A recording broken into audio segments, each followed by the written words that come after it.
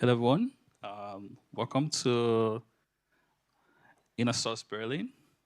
And today I'll be speaking on scaling internal collaboration with open source operating models. So I think I got the clicker. Yeah. So- all right.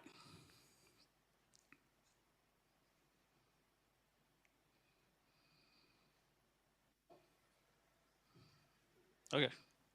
All right. So a little about me.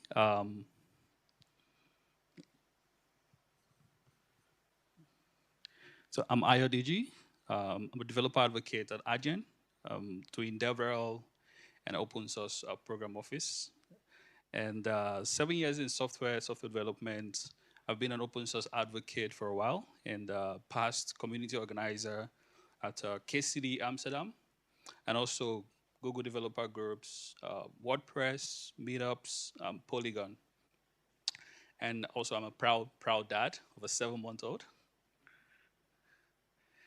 Yeah, so we're going to start quickly by looking at the common challenges, collaboration challenges in software development.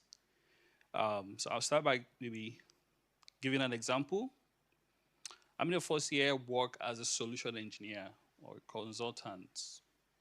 A solution engineer? Yeah. How many of us here are developers? Okay. Yeah. So the first scenario, a solution engineer is attached to a company to help them onboard to the platform. I work for a payment company, so I'll say to help them integrate their checkout or integrate their payments. But so every customer have different use case, or sometimes have similar use case. In those collaboration, the solution engineer probably have to build an integration example for that customer to show how their platform works. Now, the customer gets onboarded, fine. That's a success.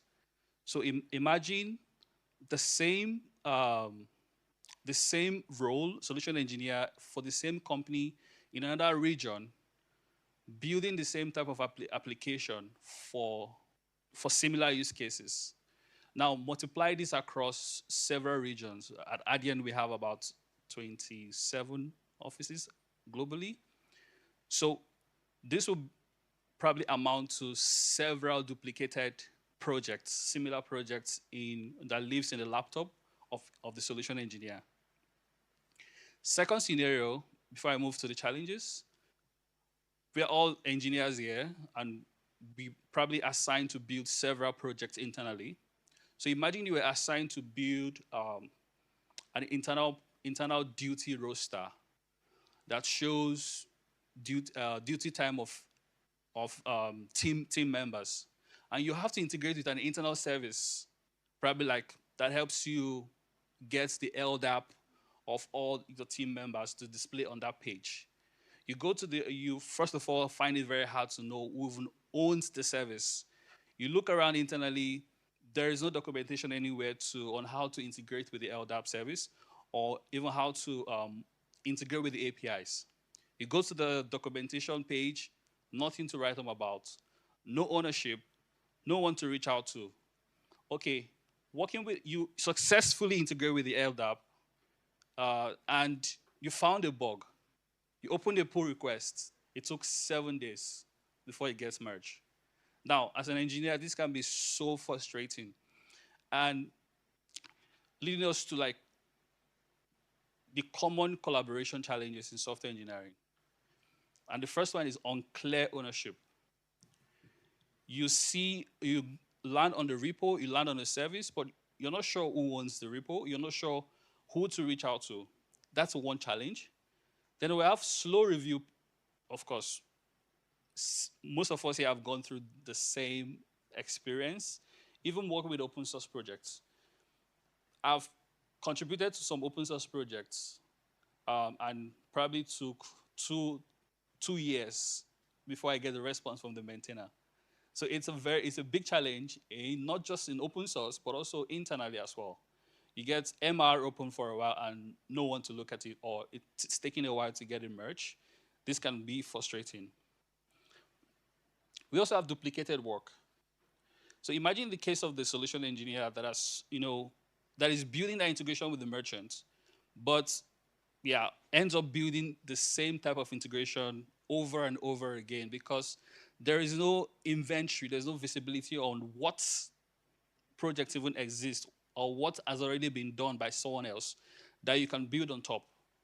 And these are the challenges not unique to InnerSource, but also open source as well. The last one is limited visibility. Lack of visibility to what is available. Lack of inventory of projects that have been done. It would definitely make my life easy if I could just look at an inventory or maybe a backstage integration and see different projects, different owners, and I'm able to pick and get started with one project, build on top of it, help merchants on board or help customers on board even faster. Now, like open source, InnerSource starts with the intention to share and collaborate. But yeah, when this is done in an unstructured way, then it still leads to the same problem. You have, fragmented efforts, teams still build in silo. Even if you're collaborating, you still have projects that are built in silos. If you have a good project with good documentation without visibility, it's still the same problem because first of all, it needs to be discovered by other teammates before they can even know how good the documentation is or how they can interact with the service. Now, this is how unstructured InnerSource looks like. Different files, different projects, although it's InnerSource, open source, internally, everybody can see it, but it's still very unstructured and not organized. Now, we're going to look at open source. Open source community has solved this problem a while back. If you look at the very standard open source community, this is not a problem because it's been solved already. So we're going to look at how we can design and scale collaboration using open source models that are already available. So of course, because InnerSource is simply applying open source practices internally. So we're going to look into that, and with the goal of moving from building in silos, practicing InnerSource in silos, to InnerSource culture. Let's look at the contribution part, which I think is the first step, looking at how to design a well predictable contribution path for the internal teams. And the first part is writing clear guidelines, writing clear policies. Policies are not just about restricting access or restricting or designing roadblocks. In fact, great policies looks like they don't exist because everyone already understands them. If you have a policy and your engineers still have to ask, how do we deploy? Then probably you don't have a good policy. A good policy should be understandable and very predictable. We have the documentation aspect. Every project, make it a policy that every project should have the proper documentation. Good README, not just README, but how to use it. If you go to a very standard open source project, you see several Markdown files explaining different things about the project, including the architecture of the project, including how to contribute, including how the security structure of the project is implemented. So be heavy on documentation, making sure every project that lives in your internal repo is well documented. Now, the third one is automation. Now, we are several organizations that still have so many manual process. Try to automate things that can be automated. For instance, once the contribution is open, once the MR is open, there should be an automation in place to check the contribution, to make sure not just it's been to make sure it's properly done. You set up an automation to check the code itself, the code quality, to check the security. So those should be automated, not just in open source, but also internally. You shouldn't have a scenario where somebody or somewhere has to come and physically check the code to see if it's compliant or not. This should be an automated process, and the next steps should be like, okay, this is done. We have this report. It's fully compliant. Then let's merge. Then, of course, continuously improve this process. As we evolve, there will be better and better ways to do automation. There will be better and better ways to do documentation. Continuously improve your process. You shouldn't have, for instance, a documentation system that has been there for 20 years. Try to improve, try to advance to the latest and better way of doing documentation. We have, cases in my company. We have like documentation of internal documentation of several pages, and this documentation is built with a very old stack, PHP. But yeah, the good thing is that we are looking into upgrading that documentation stack, or even using a third party to make sure the documentation process is very, very simple, and updating the documentation is very, very, very straightforward. So continuous improvement is very important in the contribution part. Now, the next part, which is also taken from open source, is governance. Have clear maintainers. Every project should have clear documentation of who owns what service. If you have a project that is consuming other services, design a clear maintainer graph that shows who owns what service and who to reach out to and how to reach out to them. We have several cases of maintainers leaving the organization and the project dies. That shouldn't be the case. Design this maintainer graphs, maintainer structure, so as to enable sustainability of the project. A project should not die when the owners go. Let's make sure it's properly structured in a way that once anyone leaves, there is always someone else to reach out to, and there is always a continuous process for the project, so it doesn't become an abandoned project. This also affects open source. We see open source projects that the maintainers probably decide to stop maintaining the project and the project dies. That shouldn't be the case for your internal project. Then we have decision record. Make sure every decision you take for your project is properly recorded. In my company, we call it any decision record.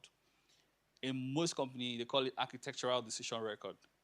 Make sure the service that people rely on, make sure it has decision records. You don't just change the APIs or change how it's implemented.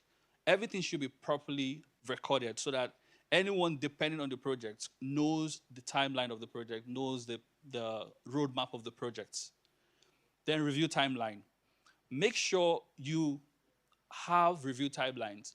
So you set an expectation. From your experience reviewing the code, from your experience reviewing the project and approving PR, you should be able to tell this on average, this is how long you could wait before your project, your PR is merged. Make this known to the user as well. Now that we have the governance in place, we have the contribution part, let's look at how we can scale it in the organization. So we have three principles we can borrow from the open source program office. In some companies, you already have a standard open source program office, while in some companies, okay, you practice inner source without an open source program office, fine. But these three principles still stands with or without open source program office. And this is compliance. Compliance here is not just about, it's not about license. Compliance is making sure every project internally follows the same structure. So it's not just a team effort, it becomes an organization-wide effort. So make it a program internally that every project is compliant and communicate this properly. And also collaboration. Make collaboration one of your principles so that team members know that by default, they should look at other projects. They should look at what's in existence before reinventing the wheel. There's always some project there somebody has built that has solved the same issue that you want to build. Let there be a way to collaborate. Let there be a way to discover this. And some companies do this by building a very structured metadata platforms in Backstage or platforms that are used internally. Then also, communication is very important. Make it a principle to always communicate your changes. So this ties down to what we looked at in the decision record. So these three principles helps you to also scale your inner source, your collaboration internally. We look at, let's quickly look at the inner source maturity level in case you're trying to know, okay, where am I as a company? Where am I as an organization? And how are these open source operating models moving the collaboration from isolated to cultural? We look at this. Now, this is adapted from the inner source commons. The first, of course, stage is where everything is isolated. That is where we have zero inner source culture, where we have zero collaboration culture. Then we have the emerging. You already know that there's inner source. You're already, somebody in your team already suggested, okay, let's practice inner source. And probably one or two repos have been made open to everyone. Documentation are being worked on. This is the adoption phase. Then we have the structured phase where one or two teams are practicing inner source very well, and they have they have a good example of what an inner source practice should look like. Then, of course, the fourth one is when inner source is scaled across your organization. Inner source becomes a culture. Collaboration becomes a culture. By default, engineers look at ways to collaborate more in the organization. So your goal should be from getting from wherever you are in this stage to the inner source culture. How do we measure impact on DevX? We talk about inner source, and if we want to probably tell the leadership, let's do inner source, but how do we measure impact? How do you know these collaboration efforts are working? One of them is onboarding time. If you look at a project, how long will it take a developer to pick up that service or pick up that project or pick up that API and interact with the API or integrate with the API? How long does it take? You measure before and after. This should show some metrics that your inner source is working. Then review turnaround. How long does it take for PRs to get merged? Then we have cross-team contributions. How many contributions in your projects are coming in projects are coming from other teams? So this is also another metrics. And also reuse rates. How many part of a project is reused or is part of another service? Look at all the projects and look at how many pieces are they and how many are coming from different projects, how many are coming from different teams. I believe this should increase when inner source, or this should change when inner source is practiced properly. Then, let's look at the quick takeaways of this talk. And one of them is design predictable paths, contribution paths. Build lightweight governance that builds trust. Apply org-wide shared principles for consistency and flow. And of course, measure the impact. Always measure the impact, because this is where you're able to convince leadership that what you're doing is working. Where do you start? Start from where you are and have the vision to be an inner source driven culture. Thank you.